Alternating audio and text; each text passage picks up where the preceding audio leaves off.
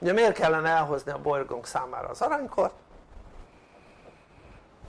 Hát mert ez így nem állapot, ahogy most van.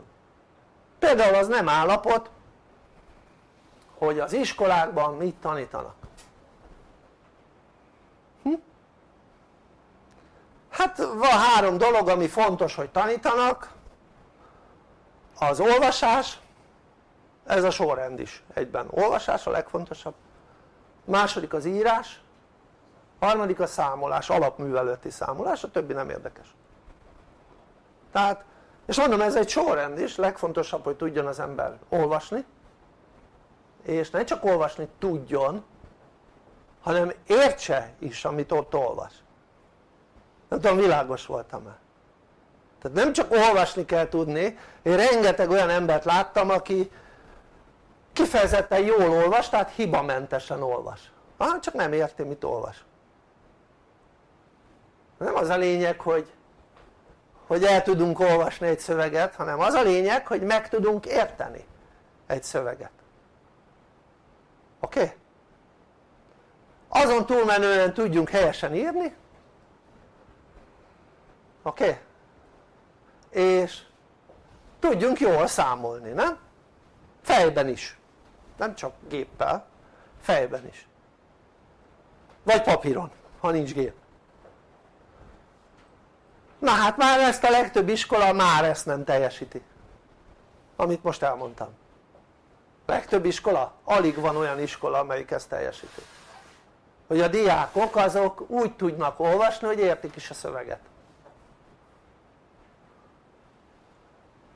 úgy tudnak írni tényleg, hogy helyesen, és úgy tudnak számolni, hogy képesek írásban vagy fejben számolni, nem csak géppel. Tehát a legtöbb iskola, általános iskola ezt nem teljesíti.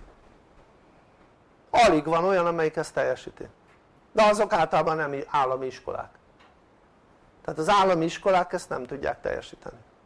Miért nem tudják? Hát mert van egy tanterv, és a tantervnek nem ez a része, hogy ez teljesítve legyen, hanem a tantervnek az a része, hogy végignyomják az anyagokat, amit végig kell vinni a fél évig meg az év végéig.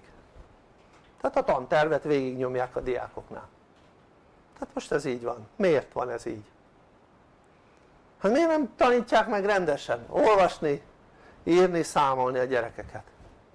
Hát képzeljék el, valaki megtanul olvasni, akkor netántán még olvasni is fog, nem? És az baj, ha olvasni fog, mert akkor művelődik. És képzelj el, ha még netántán úgy olvasna, hogy meg is érti, ami ott le van írva. Na az meg még nagyobb probléma, az jó, ha nem érti meg, mert ugye az a jó, ha minél tudatlanabb az ember, nem? Miért? Hát mert ugye van egy szabály az emberrel kapcsolatban, ez minden emberre vonatkozik, minél tudatlanabb valaki, annál ostobább. Tehát ez így van. Tehát annál több ostobaságot képes az életében elkövetni, így értsük az ostobaságot, jó? Tehát nyilvánvaló dolgokat se fog észrevenni, és alapvető hibákat fog elkövetni az életében. Azért, mert tudatlan. Na most képzelj el, mit tudom én, valaki nem tud rendesen olvasni, akkor mondjuk csak egy dolog, mondjuk hogyan fog boldogulni, mondjuk ha őt megtámadják jogi területen. Hogyan fog boldogulni, ha még olvasni se tud? Azt fogja csinálni, hogy rábízza magát egy ügyvédre. Ha, király! Csak az ügyvédnek egy fontos, hogy minél több pénzt levasaljon, kivasaljon az ügyfélből. Tehát minél hosszabban elhúzódjon az ügy, mert annál többet tejel az ügyfele. Oké? Hát de logikus, gondoljam végig. Hát az ügyvédek így működnek. Minél hosszabban elhúzódik az ügy, annál jobb, mert annál többet fogom fizetni. Minél több problémája lesz azon az ügyön, annál jobb az ügyvédnek, mert annál többet fogom fizetni. Habár, hogyha ön megtanult volna olvasni rendesen, és értelmezni a szavakat, akkor nem kellene ügyvéd. Mert akkor a jogi formulát is érteni. vagy ha nem értené, semmi gond, mert le tudná tisztázni és meg tudná érteni. És mai világban könnyen lehetnek az embernek jogi ügyei, nem? De most csak egy példát mondtam. Vagy mondok egy másik dolgot, mondjuk a pénzügyi világban elboldogulni. Úgyhogy valaki úgy tud elboldogulni, ha képzi magát ezen a területen. És ha valaki nem tud olvasni, nem tud értelmezni, hogy fogja magát ezen a területen képezni? Sehogy. Ami azt jelenti, hogy igazából a pénzügyi világ területén nem fog el tudni boldogulni. Tehát mit tudom én, mondjuk jön neki egy e-mail, és egyszerűen nem fogja tudni értelmezni, hogy most az átverés vagy nem átverés. Hát most gondolják bele, hány embert átvernek ma a világban, kiszednek belőle pénzt. Még nemrég hallottam éppen, hogy mit tudom én, azt mondták, hogy 30 000 dollárt helyeztek a számlájára. Ez 30 000 dollár, azt kiszámoljuk, azt mondja 300 000, 3 millió, az, hogy is van? Nem, 300 000 dollár, bocsánat, nem 3 millió. Tehát 300 000 dollár az 3 millió, 30 millió, az 90 millió, 100 millió forint, úgy durván. Elhelyeztek a számlájára. És csak neki nyitni kell egy számlát. De az, hogy nyisson a számlát, az elkérnek pénzt. Egy bankszámla nyitás, az mondjuk 5000 forint vagy 6000. De hát hogyha mondjuk egy bankszámla nyitásért elkérnek 150 000-et, akkor már valami fura, nem? És akkor ugye az ember elhiszi mondjuk azt, hogy ráraknak a számlájára pénzt 100 millió forintot, de még ha 10-et akkor se, hát miért raknának rá? Hát az ember tudja, hogy egy bankszámla nyitás az ennyibe kerül. És akkor mit tudom, hogy mondjuk Afrikában van egy bank, ahol megnyitnák a számlát. Hát egy nagyon jó biznisz. Hát itt van egy afrikai bank, számlákat kell nyitni, és mi fog történni? Ugye megbíz embereket, és akkor az meg tisztességtelen, és azt fogja mondani, hogy a 3000 forintos bankszámla nyitás az mondjuk 150 000 forint, és akkor kitalálja, hogy az ön számlájára helyeznék ennyi pénzt, vagy helyezek ennyi pénzt, az közben csak egy bankszámlát nyitnának 3000 forint helyett mondjuk 150 000 forintért. Csak azért mondom, mert ez mondjuk tényleges információ, tehát ez most nem hasraütöttem, jó? És ez csak annyi, hogy emberek ugye nem látják át kellőképpen a dolgokat, mert nem úgy tanultak meg mondjuk olvasni, hogy tudják értelmezni is a leírt dolgokat, és utána tudjanak nézni dolgoknak. Világos voltam? Tehát ugye egy olyan világot élünk, ahol az iskola rendszer arra van üzemelve, hogy felnőjön egy robotgeneráció. Jó? Tehát az iskolákból robotgyerekek jöjjenek ki. Ilyen élő biorobotok. Persze. Tehát arra van kitalálva. Tehát, hogy se írni, se olvasni, se számolni ne tudjanak. De szó szerint.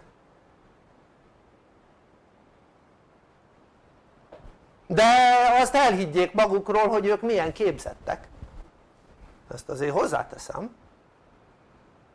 Hogy ők milyen képzettek, mert ugye magolni persze tudtak, csak a magolásnak egyetlen egy eredménye van, hogy az ember lehet, hogy le tud vizsgázni, vagy egy dolgozatot meg tud írni, de hogy ennyit nem tud belőle megjegyezni, az hód biztos. Tehát az olyan, mint a vers.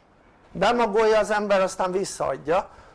Minek a verset értelmezni, mert úgyse lesz annak semmi értelme. Na hát ez ugyanaz, csak ezt nem tudják az emberek.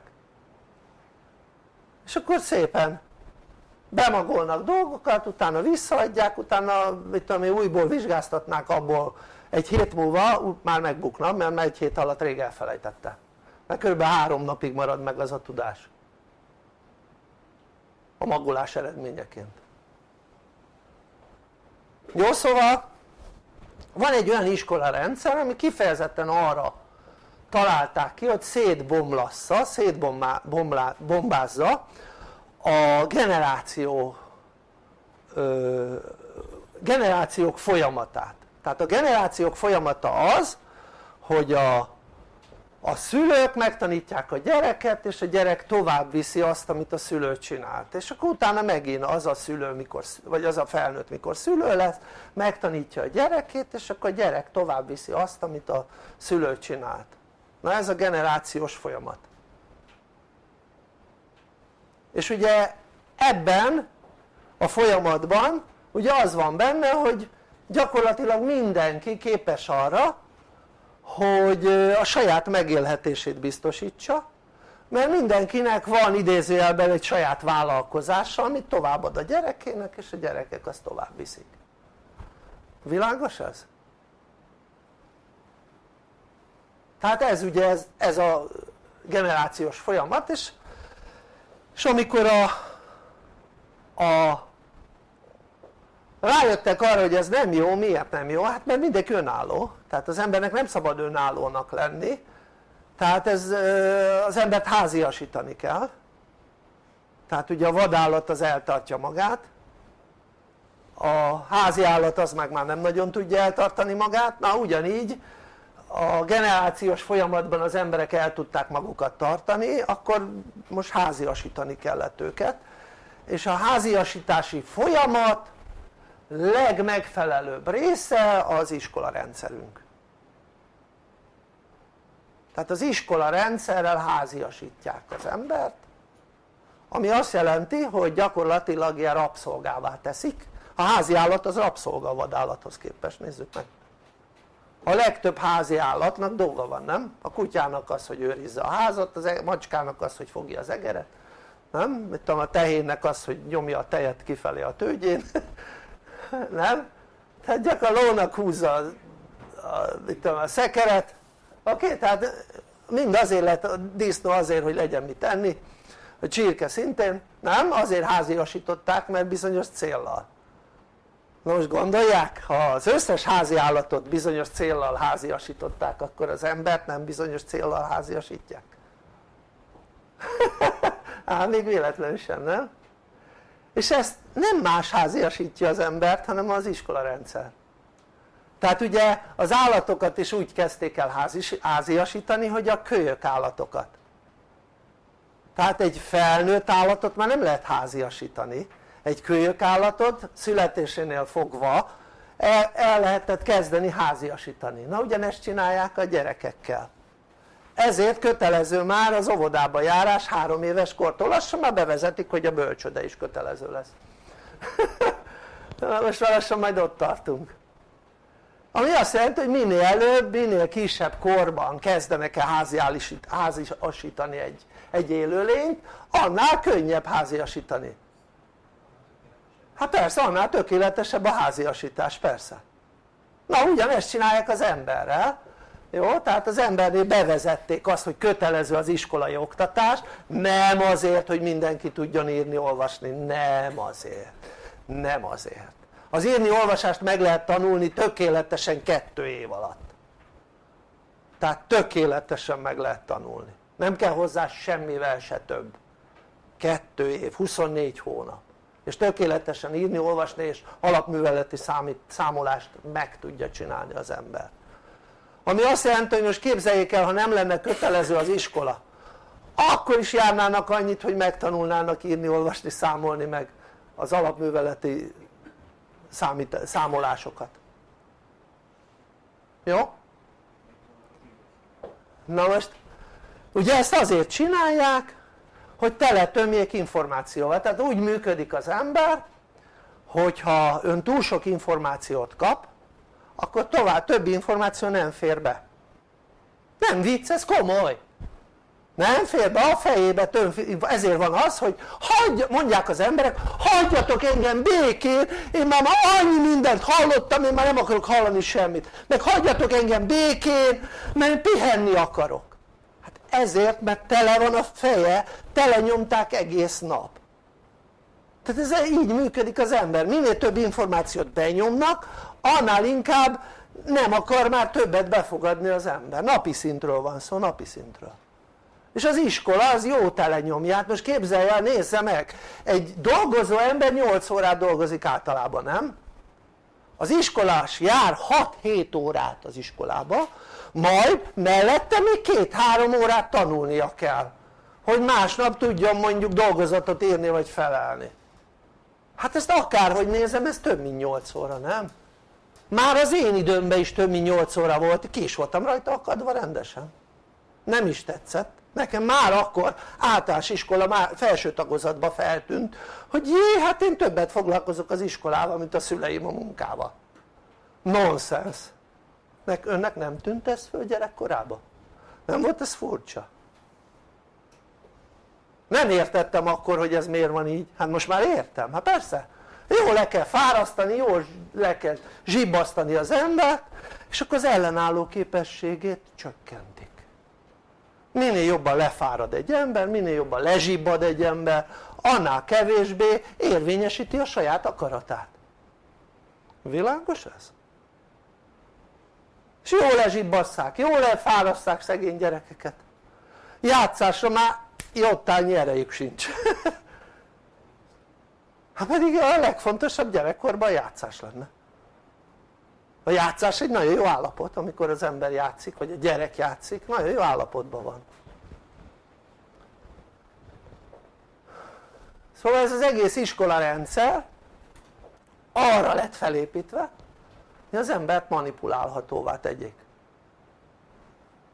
Jó? Tehát, hogy el lehessen hitetni az emberrel, hogy szabad, közben rabszolgábban, a római rabszolgánál.